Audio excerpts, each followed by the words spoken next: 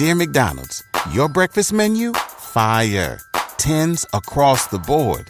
I could be happy with anything, even though I order the same thing every time. Thanks for not judging me. I'll try something new next time. Maybe. Score a 2 for $5 deal on a sausage McMuffin with egg and more. Limited time only. Price and participation may vary. Cannot be combined with any other offer. Single item at regular price. Ba-da-ba-ba-ba.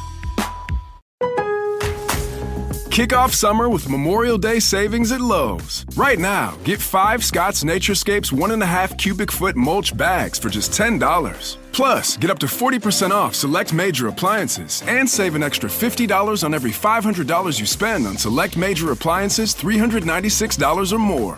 Lowe's, we help, you save. Valid through 5/28. Mulch offer excludes Alaska and Hawaii. Selection varies by location. While supplies last. See Lowe's.com for more details. Frequency Podcast Network. Stories that matter, podcasts that resonate. If you think back to using the internet in the 90s and 2000s, doesn't it kind of feel like a simpler time? You weren't getting bombarded with targeted ads, cookies tracking your every move, and most of the sites you engaged with weren't all owned by the same few giant tech companies. In short, the internet used to be awesome, and now it kind of isn't. Amazon, Instagram, Netflix, Facebook, all of it feels less organic than it used to be.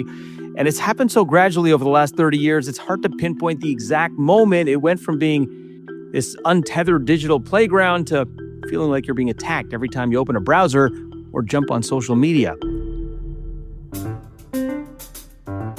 I'm Gurdeep Ahluwalia, and today on The Big Story, I'm talking to the man who brought this crisis to the surface, Cory Doctorow himself, to discuss his podcast and see who, in his opinion, broke the internet.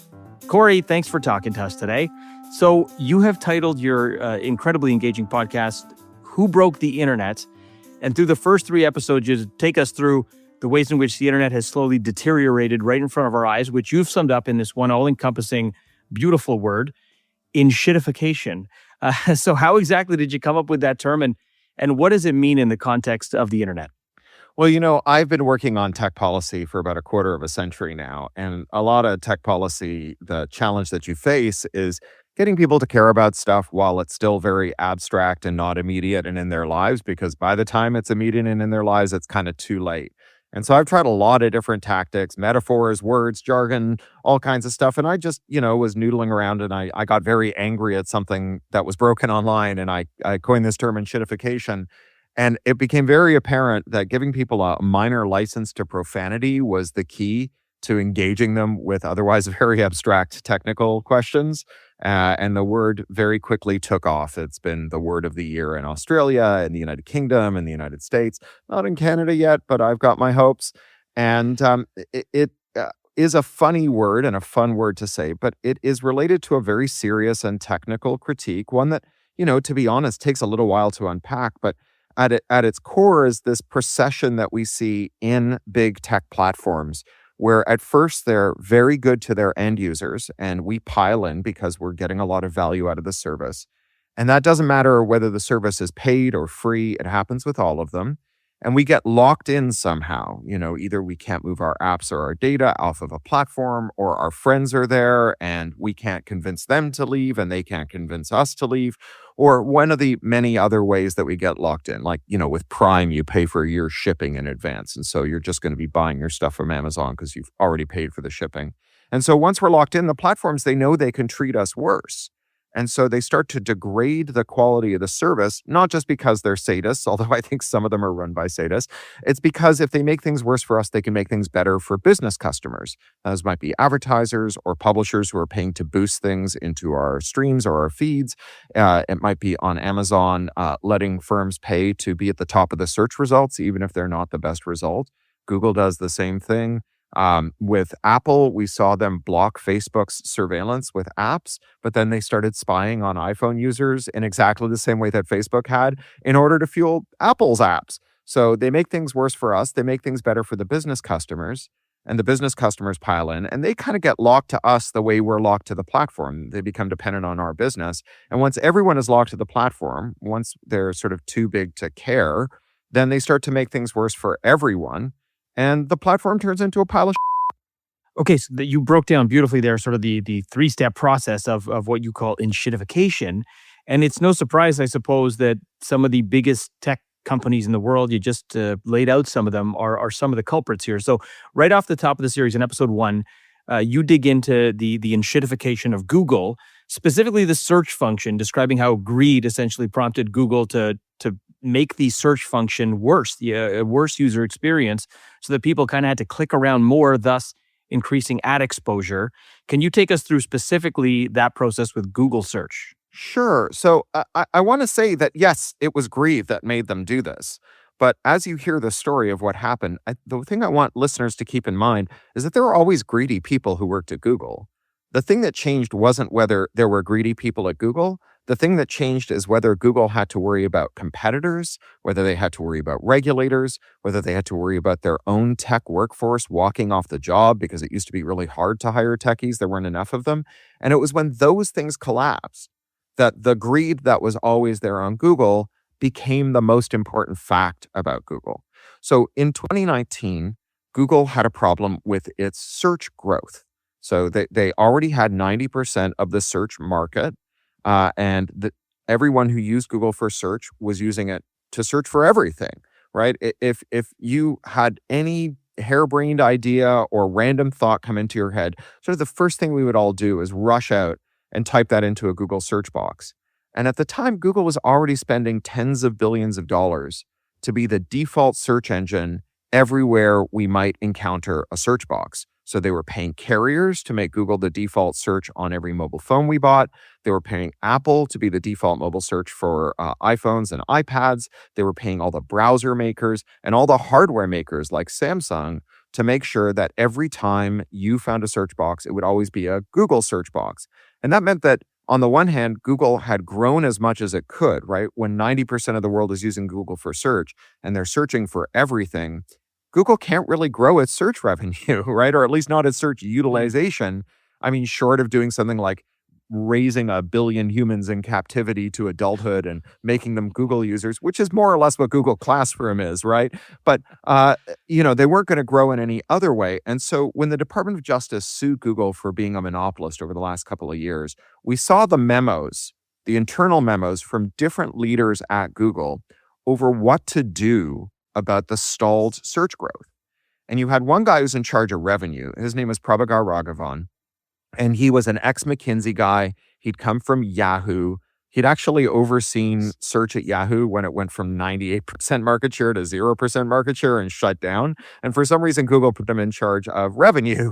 And he had a great idea for growing search revenue without growing search utilization, which was to just make search worse. To take away some of the intelligent features in search where, like, if you misspelled a word, they would correct your spelling, or they would, if you typed in a word, they would also search for some synonyms of that word in their corpus, because maybe you're searching for trousers, but you're also interested in results for pants. And he said, if we take these away, we are going to have to make people search more to get the same answers they used to get with just one search. And every time they search, well, that's another time to show them ads. And he was opposed by a guy called Les Gomes. And Gomes had been one of the original hardware engineers at Google. He'd built their first servers. He'd scaled them up to global data centers. And he was in charge of search itself. And he was like, this is a terrible idea. Our job here is to help people find things, not hide things, so that when people search for them, they have to keep searching until they get to it. And you see this internal argument kind of spill out inside of Google, in which these two points of view are warring with each other. And really what you can see reading between the lines, and sometimes quite explicitly in these memos, is like, what are people going to do? Try another search engine? Good luck with that. Why don't we make things worse for them? And so that's really what enshitification is about. It's about what happens when the worst people in the world and the worst people at a company suggest something terrible, and there's no one who can say, well, if we do that terrible thing, something bad will happen to us. That's quite the breakdown. And Google's initial motto, which you mentioned in the episode, was "Don't be evil." Now, that obviously fell by the wayside at some point. This might sound sort of utopian and idyllic, but Cory, do you think there's a world where large tech companies like Google can stay true to their ethical values while also maximizing profits and being capitalistic? Well, it depends on what you mean by being true to their values, right? And also by maximizing profits. I mean, the way to maximize profits in a kind of platonic universe is you charge infinity money while delivering no service, right? And so if you don't have to pay anything and you can charge people everything, then that is the maximum profits you can get. But realistically, we understand the maximum profits you can get are determined by what an economist would call an exogenous factor, a factor outside of the company. Like, what happens if you do something really sleazy? Does a regulator come along and claw back the profits you made and then some? Does a competitor enter the market and take away the market share because people are getting angry because you're under-delivering and overcharging?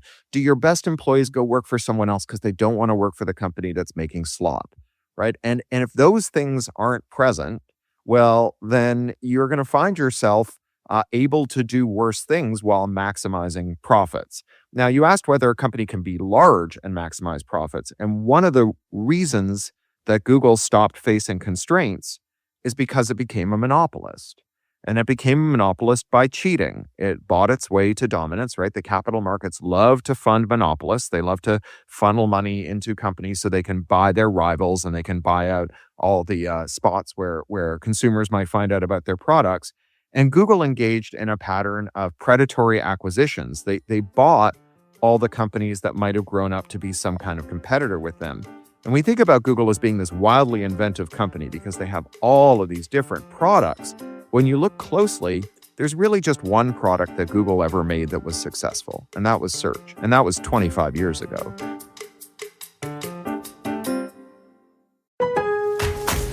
Memorial Day doorbuster deals are here at Lowe's. Right now, Rewards members save $80 on the Master Forge 4-burner gas grill, now just $149. Plus, Rewards members save $900 on the Lowe's exclusive Hisense French door refrigerator, now only $999. Lowe's, we help, you save. Valid through 5/26. Selection varies by location. While supplies last. See Lowe's.com for more details. Program subject to terms and conditions. Details at Lowe's.com/terms. Subject to change. This next question is pretty broad, sort of a 30,000-foot view question, but was there sort of a tipping point of internet enshitification for you? In other words, when did you have that epiphany that like, wow, this used to be something useful and now you sort of feel like a lab rat? Well, I was waiting for that shoe to drop because I had been in all these policy fights, which frankly, I lost. Where I said, if we make this policy, it's going to invite companies' worst behaviors. And then we made the policies and I'm like, well, I guess these companies are going to get steadily worse. So that tipping point for me in Canada was in 2012 when James Moore and Tony Clement, under the Harper government, passed a law that made it illegal to break a digital lock, which meant that if there was a device or service that had some kind of thing that was intended to stop you from changing how it worked, like say a printer that stops you from installing third-party ink, it checks to see whether the cartridge is original, or a tractor that checks to see whether the farmer fixed it themselves rather than hiring John Deere's own technicians to fix it, or, an app that checked to see whether you had a privacy blocker installed and if so, wouldn't run. When we made it illegal to break those digital locks, no matter for what purpose, even if you didn't infringe copyright, even if you didn't do anything illegal, well, we kind of said to companies, all you need to do is put a digital lock on your product, and then the government will shut down anyone who tries to make your product better, who tries to unrig the game that you've rigged.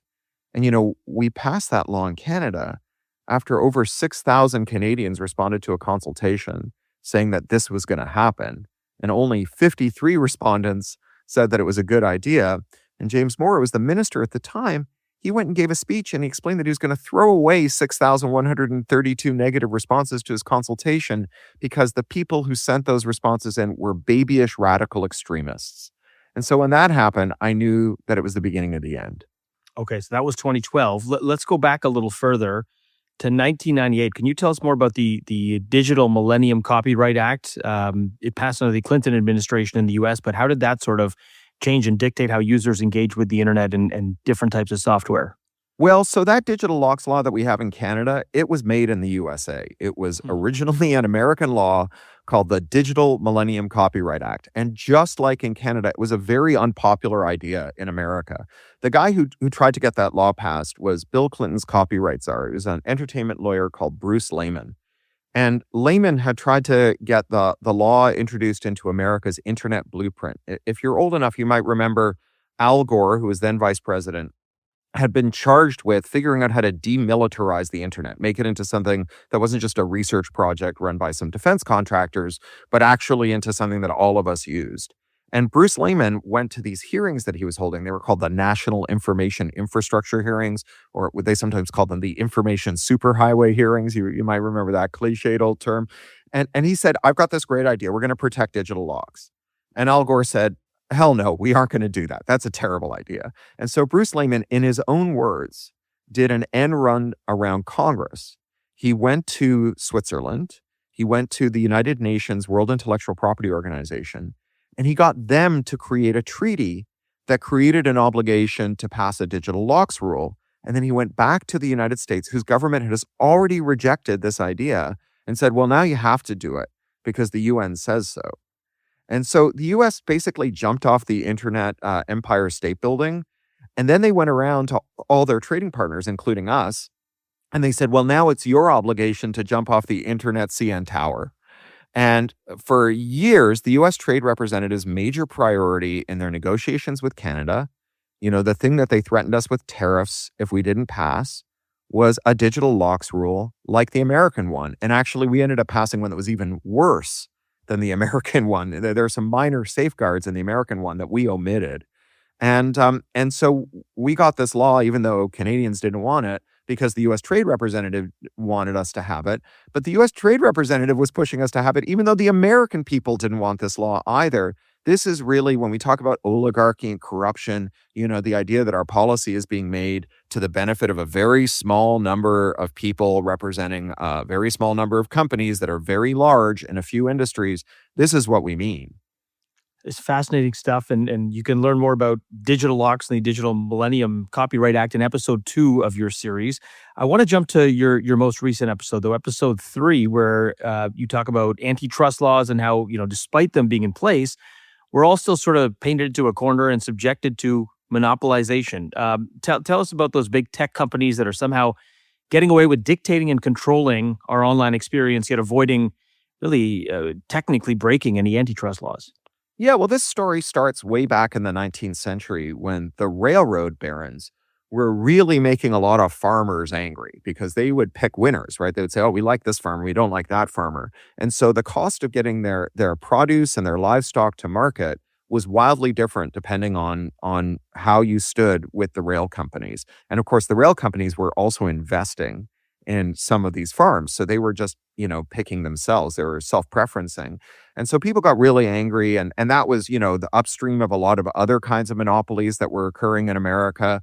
And in that popular mood, there was a senator, John Sherman. He was actually the brother of Tecumseh Sherman, the Civil War general, who introduced a law called the Sherman Act in 1890.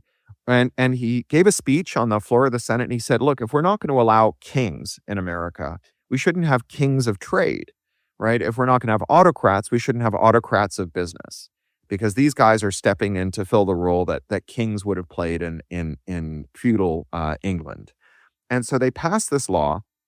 And really the objective of that law, and the laws that came after, the Clayton Act, the FTC Act, Wright-Patman, and so on, these laws, their goal was to stop companies from becoming too powerful. Because once they were too powerful, even if they started off being good companies that were doing good things, if they decided to start cheating, once they were so powerful the government couldn't step in and do anything about them because they were more powerful than the government, then we'd really be helpless. So we wanted to prevent the emergence of these autocrats of trade. And in the 1970s, the neoliberal economists, the right-wing economists that were really beloved of Brian Mulroney and Margaret Thatcher and Ronald Reagan, led by a guy called Robert Bork, who was this virulent racist who'd, worked for Richard Nixon. When Richard Nixon tried to get his government lawyers to fire everyone disloyal to him in the government, and they all said, no, that's illegal. Robert Bork was the one who said, no, I'll do it, boss. He was Nixon's Solicitor General. He had this idea that antitrust law was really never about stopping monopolies from forming, stopping companies from becoming too powerful.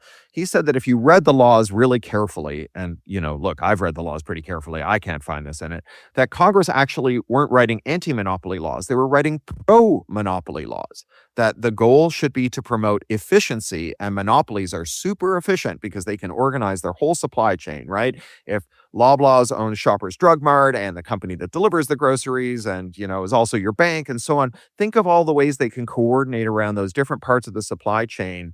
And, if they ever did something really sleazy, like, price fixing the price of bread or price fixing the price of labor during the pandemic, well, then a competitor would fix it. They'd step in because they'd be so obviously better that they would step in and fix the monopoly, and that the government should just get out of the way of monopoly formation. And, this is a kind of crazy idea. I sometimes liken it to QAnon, because this guy's reading these laws that are like, monopolies are bad. And he's like, I think the law secretly says monopolies are good. You just have to read every other word backwards and you'll find it.